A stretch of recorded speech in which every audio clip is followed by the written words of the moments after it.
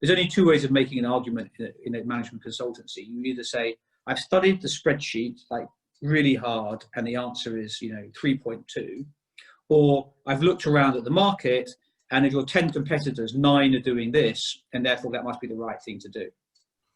That's not, to my mind, lead to innovation, And the example I always use is the High Line in New York, right? So the High Line in New York.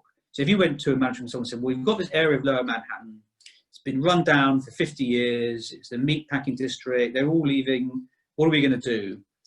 You'd have got a response, well, you need to have an investment plan and an investment board, and you need to give tax subsidies, and you need to build, some schools and put the transport infrastructure in place. I can assure you they would not have said, well, you've got this disused railway that runs through the middle, why don't you plant a garden on it? I guarantee it. I've spoken to someone who was involved as a consultant looking at the project, who was like, this is a really, but the High Line has created billions and billions of dollars of value. Yeah. And I would call that creative transformation.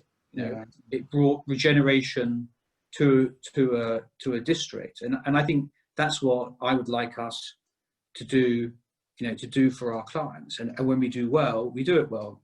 There's another story I like, which is when they launched the Boeing 707, I think it was the 707 or the 737. Yeah. They decided to promote it over Seattle. So they got the test pilot to fly over the Seattle Naval Fair, where there was 100,000 people watching, to promote it. And at the last moment, the pilot decided he would do a barrel roll in a 737 across the top of Seattle. Well, of course, it got global coverage. Yeah. It launched the plane. Everyone thought, wow, if this plane can do a barrel roll, it must be like really safe.